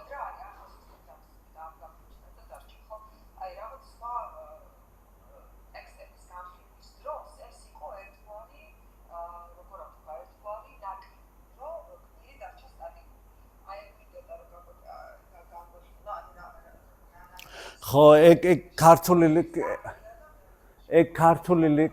ქართული ლიტერატურის ძალიან ძველი და დიდი პრობლემაა გმირის სტატიკურობა. ანუ გმირი, იმიტომ რომ არის ორნაირი დინამიკა. არის გარეგნული დინამიკა, ანუ სოციალური დინამიკა. როდესაც რაღაცა ადამიანი დაუშვათ იყო ესეთი 20-იან წლებში ხო იწერებოდა 30-იანებშიც ასეთი რაღაცა ჩამოდიოდა მთიდან მიდიოდა ქარხანაში რაღაცა ხო იქამდე ბარიკადებზე მიდიოდა იბრძოდა დღესაც არის შანსი რომ ჩამოვიდა გახდა სტუდენტი წავიდა ბარიკადებზე მერე დაიჭირეს ანუ შეგიძლია ეს რაღაცა დაწერო დინამიკა შეიძლება ეს არის გარეგნული დინამიკა მაგრამ მე როცა გულისხმობ სტატიკას მე გულისხმობ ფილოსოფიურ სტატიკურობას ანუ დათაცუთაშხია ხო ეს არის დაუშვათ, მაგრამ დათაცუთაშხია იმ ხრივად საინტერესოა, რომ სადღაც რაღაცა პრინციპებით რომ მიუდგე, საერთოდ არ არის კარგი ადამიანი. მაგრამ ის ჩვენთვის რაც მნიშვნელოვანია, რა ვიცი, ხა სხვის ცოლთან სიარული ჩემთვის არ არის კაი კაცობა რა, ასე ვთქვათ რა, ხო, ასე შემდეგ, რაღაცა არის იქ რაღაცეები, რომ ჩემი აზრით ადამიანურად ბევრ ამაში არ არის მართალი, მაგრამ ამ ხო, არა, ზუსტადაც ეგ კარგია, რომ იქ რაღაცები, მაგრამ მაინც აი მკითხველის თუ ფილმის მაყურებლის თვალში ამ ადამიანის იდეალიზაციაა მომხდარი. იმიტომ რომ ესე იგი ჩვენთვის რაღაცა მნიშვნელოვანია, რომ სისტემას არ შეეკრა, არ გახდე რაღაცა კორუფციული სქემის ნაწილი. ალბათ ეს არის რა ჩვენთვის მნიშვნელოვანი. ანუ ეს რომ გადააკეთო და გადათარგმნო ყოველდღიურ ენაზე არის ის რომ შენ არ დაიწყო არასდროს კომფორტული ცხოვრება. ანუ ეს რომ გადაიტანო შენ ყოველდღიურობაში, ანუ რაც არ უნდა გქონდეს შენ არ უნდა ცხოვრობდე კომფორტულად. ანუ მთავარი ჩვენი პროტესტი რა არის დღესაც, რომ ვიღაცები ყიდიან სამშობლოს, რომ თვითონ იცხოვრონ კომფორტულად. ხო ეს არის. ანუ სხვა მიზეზი ხო არ არის, ანუ პოლიტიკური მიზეზი რო იყოს ახლა რაღაცა რომ აი ხო შეუძლიათ იმათაც დაუშვათ რომ გამოვიდნენ და ახსნან რომ აი პოლიტიკურად ჩვენ დღეს ეგრე გვჭირდება და პირდაპირ გახსნან კარტი ხო რომ გარდამავალი ეპოქა რაღაცა ამაზე ხო არ არის დისკუსია არის დისკუსია რომ ვიღაცები ყიდიან სამშობლოს და ერთმანეთს აბრალებენ ყველა რომ ისინი იქით ყიდიან მარცხნივ და ესენი მარჯვნივ რომ ყიდიან სამშობლოს საკუთარი კომფორტული ცხოვრების გამო ხო ესეა და ერთმანეთს უშლავენ მე ესეთ შეკითხვას გონიათ რომ ჩამწველ შეკითხვას თუ ყველაფერი თავზე დაგემხვევა შენ როგორ ხარ იცხოვრებ კომფორტულად რა ვიცი ძალიან კარგად ადამიანი ახერხებს სარდაფშიც კომფორტულად ცხოვრებას საერთოდ ეგ სხვა ამბავია ანუ ჩვენთვის მნიშვნელობა აქვს ზუსტად მაგას რომ ადამიანი არ იყოს კომფორტში ეს არის ქართველის გაგება ეს არის ქართველის შე თუ გინდა რომ იყო გმირი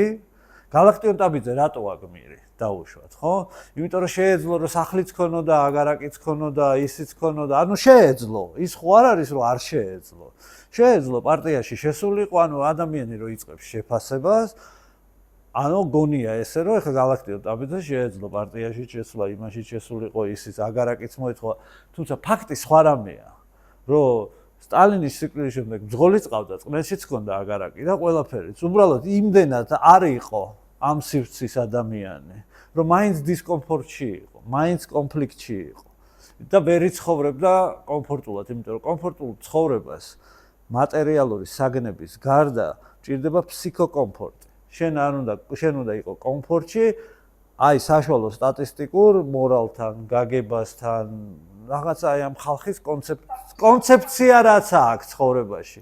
ამიტომ წარმოიშობა ორი ტიპის ანტიგმირი საქართველოში. ანუ გმირი არის ტიპი, ხო, რაღაცა დაუშვათ გმირი არის გალაქტიონ ტაბიძე ერთი მხრივ რომ არ შეეკრა, არა ისქნა, არ ისქნა და ეგრე თავი მოიკლა ბოლოს, მაგრამ ყავს მეორე გმირიც. გმირის რომლისაც გვეშინია ჩვენ. ეს არის კონსტანტინე გამსახურდი. დაუშვათ. იმიტომ რომ მას ჰქონდა ლეგენდების დონეზე ჩვენ ვიცით, რომ მას ჰქონდა ის ქართველებისთვის ძალიან იშვიათი თვისება, იცოდა როგორ მოეკეტებინა ადამიანისთვის. ანუ როგორც კი ვიღაცა ხმას ამოიღებდა, შეეძლო მიესვა თავის ადგილზე, რომ მე ვარ, შენ ხარ, მე ვარ დიდი და შენ ხარ არარავა. და ესეც ასოცირდება ქართველისთვის მაგარ ტიპობასთან. ესე იგი, ჩვენ მივედით იმაზე, რომ ან შენ ხარ ჩაგრული გმირი, ან შენ ხარ ჩაგრელი. ხო და ესე მეგობრებო, ჩვენ ვერ გავქაჩავთ, ვერსად ვერ წავალთ საერთოდ რა. ანუ ორი გმირი რო ყავს, რომ ან ჩაგრული, მაგრამ მაგარი ტიპი მებრძოლი, რომელიც მთებში გადის და იმაში და ამაში და ართმობს და მეორე გმირი ყავს, ჩაგრელი. დაუშვათ, რომელიც პირდაპირ ჩაგრელია, ხო? ანუ არ გამოდის. და ამ წიგში რო დაუბრუნდეთ ახლა ეს კარგად არის რა გაკეთებული და კარგად ანუ უბრალოდ ახლა მე მესმის რომ ამ წიგს მე რაზეც მე საიდანაც განვიხილავ ეს ქვეცნობიერში მოსდის რა ტიპს რა ამას რო კითხულობთ იქ თავგადასავლებს მიყვება რა თქმა უნდა მაგრამ დიახ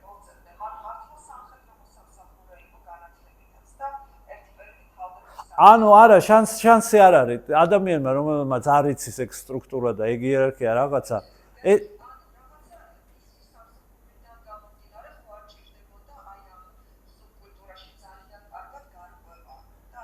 ანუ არ ვიცი რომ ახლა ეგ უკვე მე მაგიტომ ვამბობ რომ მაგ ადამიანს ქართული პრესა დაუშვათ და ჟურნალისტები საერთოდ ძალიან არასწორად არ იყენებენ ასე ვთქვათ და დარწმუნებული ვარ იმიტომ არ იყენებენ რომ ახლა აქ რაღაცა ის არის და ალბათ რაღაც ცოტა სნობური მომენტებია იმიტომ რომ რაღაცა ის არა აქვს გოგლი მოგზე გაზრდილი კაცი არ ჩანს თუმცა მე არ ვიცი მაგრამ ფაქტია ეგ არის რომ საინტერესო ადამიანია ხა ანუ წიგნი აი ესეთი სუბკულტურული წიგნი რომელიც იყიდება 20 წელია უკვე და ხალხი ასეა დაინტერესებული შენ როგორც ჟურნალისტ შენ ტიპს როგორ შეიძლება არ გაგიჩნდეს თუნდაც ეს წიგნი როგორ გაარტყა ტიპმა რა შეისწავლა ხო როგორ გურამ უნდა დაპატიჟოს სხვათა შორის გოჩა მანუელიძე ფასკუნჯი და კაი ინტერვიუ უნდა ჩაწერო რა პოდკასტში რა რომელიც უნდა დაუსვა შეკითხვები თო ძალიან საინტერესოა ეგ ყველაფერი რა ვიცი ეგეთი წიგნი არავის არ დაუწერია ჩემს ირგვლივ ჯერ რომ ამდენი ხანი იყოს დაუშვათ ყურადღების ცენტრში და დღემდე კითხულობდნენ რაღაცა თუმცა ანუ პრესტიჟის თვალსაზრისით არ უნდა უყურო რა ამ წიგს რა არ შეიძლება ამას უყურო არც აქვს ამბიცია რომ ეს რაღაცა ლიტერატურული გადატრიალებაა. უფრო ფსიქოპორტრეტია კარგი რა ქართველის რომ მანდარი.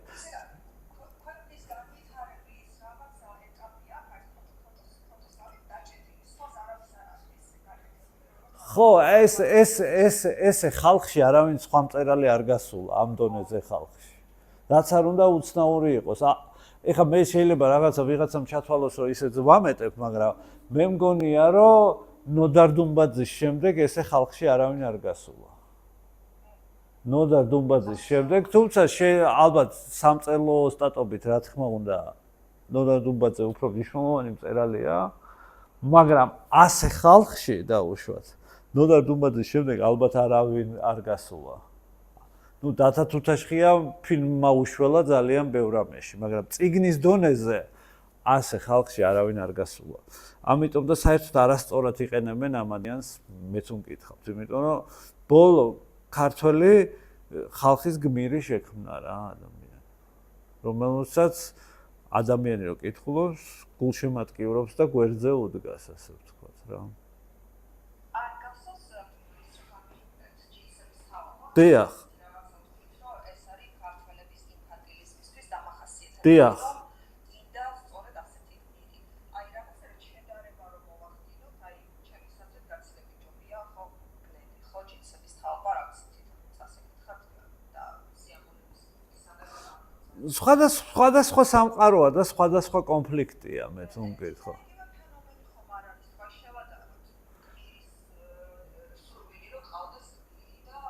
ანუ ფენომენი რა თქმა უნდა ეგ ერთი და იგივეა ყოველთვის გმირი გინდა რომ ყავდეს ეგ არ ვიცი მე ცუდია კარგია მაგ დონეზე მე მაგას არ უყურებ გმირი გინდა რომ ყავდეს ეხლა თუ შევადრით ეგ არ არის ურიგო შეკითხვა სხვათა შორის ჯინსების თაობას და მგლებს თუ შევადრით საქმე ის არის რომ სინამდვილეში არც ერთი იყო ეგვიპტელი და არც მეორე ვენეციელი. ორივე საქართველოა, კი ბატონო. ორივე საქართველოა, უბრალოდ მე ვიტყვი რომ თვითმფრინავის ხალხი, ანუ ეს ჯინსების თაობა, ისინი არ არიან სახალხო გმირები. ის მართლა სუბკულტურული გმირია. ანუ ის არ არის, ის თვითონ სუბკულტურაა რაღაცა და ასევე სუბკულტურის გმირება დარჩნენ. სახალხო გმირები არ არიან. ისინი ვერ იქცნენ სახალხო გმირებად. მაგრამ ეს არის კონკრეტული სუბკულტურა, მაგრამ გმირი სახალხოა. გმირი ხალხი მიყვება ამ გმირს. აი განსხვავება ეგ არის. აქედან გამომდინარე თვითონ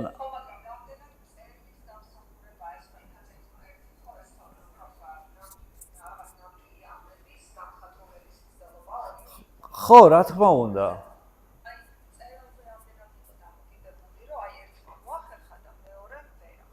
ანუ გასვლაზე, ანუ მანდ მე მგონია რომ უბრალოდ ჯინსების თაობას მაგის შანსი არ ქონდა, რომ რაც არ უნდა კიდე უფრო კარგად დაგეწერა და დაუშვათ სურო გენიალურ მწერალს დაეწერა ჯინსების თაობის თემატიკა.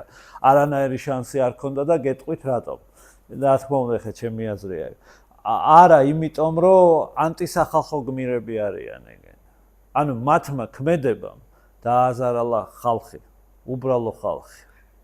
ანუ შეიძლება აბსოლუტურად გაუცნობიერებელმა, შეიძლება კი არა დარწმუნებული ვარ, რომ ვერც კი წარმოედგინათ, რომ ეხა ამდენი ამბავი გაცილებით ყველაფერი ზღაპარებით ქონდათ წარმოდგენილი ალბათ. ავალ თვითმფრინავში ვიტყვით გაფრინდი იქ და გაფრინდებიან და ასე შემდეგ და ასე შემდეგ. ანუ რაღაცა ინფანტილურად დალაგებული იყო მათ თავში და არც კი ქონდათ ეს განზრახვა. და ეს ყველაფერი მოხდა შეუგნებლად. მაგრამ ზუსტად ის კულტურა და იმ კულტურის ხალხი რაღაც ანტიგმირები არიან, იმიტომ რომ მეორე ხო არის რომ ესენი იყვნენ რაღაცა კაი გაზულუქებული ოჯახის შვილები, რომლებიც აი ვერ დაეტრიან თავის წყალში და გააკეთეს რაღაცა, ხო? ანუ მეორე შეხედულებაც არის. და ამ შემთხვევაში არ არის აქ სამართლიანობაზეა ლაპარაკი. ანუ ის იყო რაღაც არ არის ერთი და იგივე კონფლიქტი რა. ეს არის რომ ტიპში ხო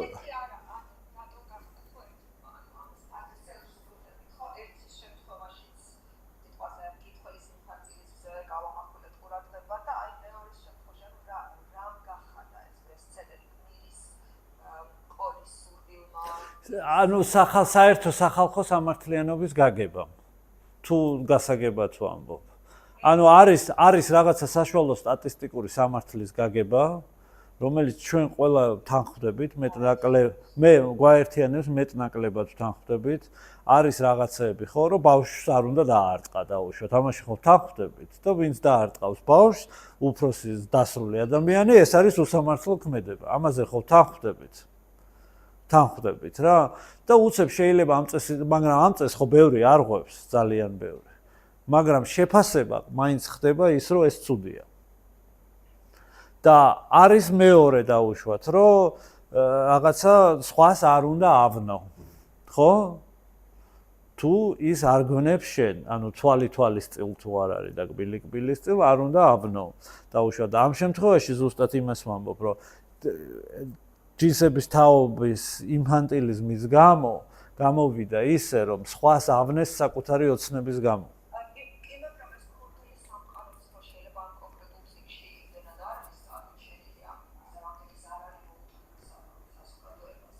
არა, ჩვენ უნდა გვახსოვდეს თავარი, რომ ამ წიგნის მთელი იდეა და სახალხო გმირობა არის იმაში, რომ ეს უნებურად ქურდია. ეს ხო არ არის იდეური ქურდი, რომ მე ქურდობა მინდა, ეს ხო არ იძახდა იქ 12 წლის რო იყო ვიღაცა, რომ მე ვიცნობდი ერთ ადამიანს, სხვათა შორის ეს იყო 12 წლის იყო, რომ ქურდი მინდა იძახდა და იქ ვიღაცები დაცინოდნენ, ხო მე ხა ასანთი თუ მოგხვდება ქურდი ვერ გახდები და იწეოდა ეს, ნუ იმდენად უნდოდა ეს და საწყალი დაიღუპა 21 წლის, მაგრამ უნდოდა, აი ვიღაცაზე რომ მითხარ, რომ შენ იცნობ ეგეთ ადამიანს, ვინცაც ეგ იდეურად უნდოდა, კი, მე ეგეთ ადამიანს ვიცნობდი ბავშვობაში, რომ აი იმ დონეზე იყო, რომ ასანც ესროდნენ ესე ხოლმე და ეხლა თუ მოგხვდება ქურდი ვერ გახდები და ესე იწეოდა 12 წლის იყო, რომ აცდენოდა ასან. ნუ არის, მაგრამ როგორც დათა თუთაშხია უნებურად ყაჭაღი, არსენა ჰოწელაშვილი უნებურად ჩარაგზა, ხო? ასევე არის ეს ლუკა გეგეშიძე უნებურად ქურდი. ანუ თავისმა ქმედებმა არ არის იდეური. ამიტომ დავაკავშირე მე ნაცლი მამას. მაიკ კორნეონეც ხო უნებურად მაფიოზია. საერთოდ არ შედიოდა მის გეგმებში რომ ყოფილიყო მაფიოზი. ანუ გმირი იქმნება ეგრე, როცა შენ რაღაცა არ გინდა, მაგრამ სამართლიანობის და ასე შემდეგ სახელით შენ ამას აკეთებ. თორე ეხლა ამ ადამიანი რო იყოსო დედას შემდეგ ქურდობა მინდა თქვა, დაიბადა, ესე რო იწყებოდეს ახლა ეგ რომანი, რომ დაიბადა ეს და ლუკამ ჯერ სიტყვა დედა თქვა და მერე ქურდი თქვა. ან დედაზე ადრე ქურდი თქვა, მაშინ უკვე საინტერესო აღარ იქნებოდა, ხო? ანუ ეს არის რომ უნებურად შედის ადამიანი ისეთ სამყაროში, სადაც საერთოდ არ ფიქრობდა, რომ იქ უნდა რაღაცა ესაქმებოდა, ანუ არა იდეურად. ანუ და აქედან გამომდინარე ყოველთვის ადამიანები გარედან გულშემატკივრობენ ეგეთ ადამიანს. შემთხვევით, პოლიტიკაში ხო ეგეთი ადამიანები გვიყავს, აი შემთხვევით, აი ტრამპმა ხო აატრიალა ამერიკა, რომ აი შემთხვევით მოხდა, საერთოდ არ არის პოლიტიკაში. მე ხო მანდ ვიყავი 2016-ში. მე რო ვეუბნებოდი ჩემ ამერიკელ მეგობრებს კალიფორნიაში, რომ აირჩევენ მაგას პრეზიდენტად, არ ჯეროდათ. და მე ვთქვი, თქვენ ცხოვრობთ ილუზიაში, როგორ არ აირჩევენ. კაცი იმას ლაპარაკობს, რასაც ლაპარაკობს ჩემი მღებავი რენდი, ჩემი მეზობელი ვეუბნებოდი, როგორ არ აირჩევენ. აი რენდი, რასაც ლაპარაკობს, კაცი გამოდის და ტელევიზორში ლაპარაკობს იგივე ზუსტად. ნუ ჩინეთია და წაგვართო, მექსიკელები არიან კრიმინალები, ეგენი აუპატიურებენ ამერიკელებს, აი ესე და ყველაფერს რენდი მელაპარაკებოდა მაგას, რო შევხვდებოდი ხოლმე ესე ჩვენ კორპუსთან ხვდებოდი და რენდი იყო რაღაცა და ღებავი იყო. კაი კაცი იყო სხვათა შორის და მაგას მელაპარაკებოდა ერთ-ერთზე. მე ტრამპი რო დავინახე, მივხვდი რომ ახლა რენდი წავა და ამას აირჩევს რა. იმიტომ რომ მაგას გეტყვის რომ ანტი-ისტებლიშმენტია. ანუ არ მოდის რაღაციდან და მოდის ქუჩიდან და ჩემი სათქმელი მიაქვს. ეხლა დარჩები ესეთ ადამიანში იმედგაცრუებული, ალბათ ადრე თუ გვიან დარჩები რა თქმა უნდა. ხო, რენდი აღარ არის ცოცხალი რა და ამიტომ რენდი ვერ მოესწრო მაგ ყველაფერს. რენდი კოვიდის დროს დაიღუპა. რენდი ხო? რენდი რომანში არის კი. კი. მეგაპოლისის და ფიზიკურ პირებში არა, ის რენდის ძმა არის სხვათა შორის. ის იყო მაგარი აი ქრისტიანი, ისეთი ეს რენდი იყო ისეთი. მეგაპოლისი და ფიზიკურ პირებში არის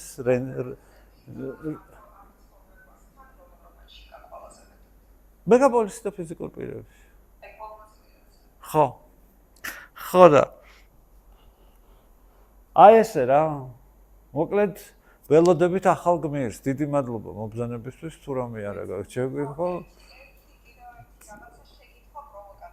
კი ბატონო. კი.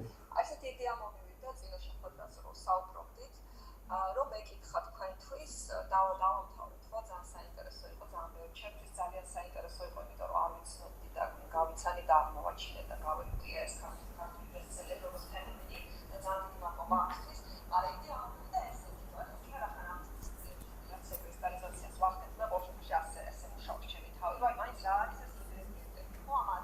დიახ. გამომდინარე. მინდოდა მეკითხა თქვენთვის ხო იწერება ეს შეხვედრა. და მე ესეთი საინტერესო ექსპერიმენტი მოხდა. აი სამთის ცელები ხარულობდა. იმას მოასწავლო. და თქო აი ამ ეს ინტერესებს.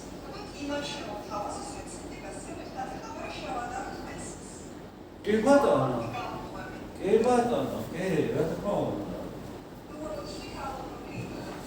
თუმცა არ მე და ხელოვნური ინტელექტი არ მგონია რომ ერთმანეთს დაუპირისპირდა. ძალიან ისეთი. ბესტსელერის მთავარი ინგრედიენტები არის რომ იყო შენი ხალხის ნაწილი. ყოველ ბუნებრივად. არა, მე ვამბობ რომ მთავარია განწყობის თუ არ ხარ. ან მაგას ვერ თამაშო. მე არ გამოვიცხავ რომ ერთი წიგნი შეიძლება დაწეროს ადამიანმა რომ გავარდეს და გაიგოს, მაგრამ მე ვამბობ ჩემთვის ბესტსელერის ავტორი ხარ ამ 9 ხო? ყველაზე მეტი ნიჭი ბესტსელერების წერის აქვს თანხა მელაშვილს აქედან მე ვიტყოდი.